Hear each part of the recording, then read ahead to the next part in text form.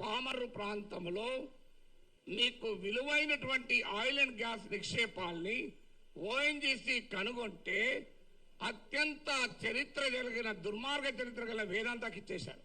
తూత్కుడిలో ప్రజల్ని చంపినటువంటి వేదాంతకి ఇచ్చారు. ఇది ఆంధ్రప్రదేశ్లో ఏ ప్రధాన పార్టీలు రెండూ అడగలే. ఇక్కడ నా మీద డిబేట్ పెట్టిన టీవీ వాళ్ళు అడగలే. విచిత్రం ఏదంటే, కానీ నేను అడిగాను. అది కోపం ఏంటంటే ఇలాంటి ఉదాహరణ 100 చెప్పగలుగుతాను. అందువల్ల పబ్లిక్ గా క్వశ్చన్ చేయకూడదు. అందువల్ల ఒక్కసారి బెదిరిస్తే దాన్ని డాక్ట్రైన్ ఆఫ్ చిల్లింగ్ ఎఫెక్ట్ అంటారు. అంటే బెదిరిస్తే వీడు నోరు విప్పడని. కానీ గుర్తుపెట్టుకోవాలి, ఎంత బెదిరిస్తే అంత బిగ్గరగా అడుగుతాం, పని కట్టుకొని అడుగుతాం. అదే నేను అన్నది. అదే అని యుద్ధం మీరు మొదలు పెట్టారు, నేను ముగిస్తాను అన్నారు. మళ్ళీ దాన్ని పెట్టుకొని యుద్ధం చేస్తావట అంటారు.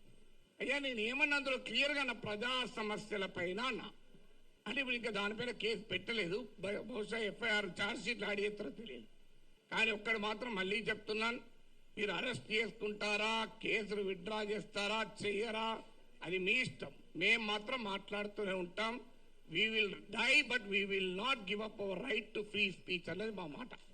చావనన్నా చేస్తాం కానీ మాట్లాడే హక్కుడు వదులుకోము.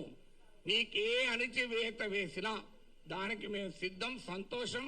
మీరు వస్తారంటే చెప్పండి, టైము ప్లేస్ కూడా చెప్పండి, ఆడికి వస్తా కావాలంటే.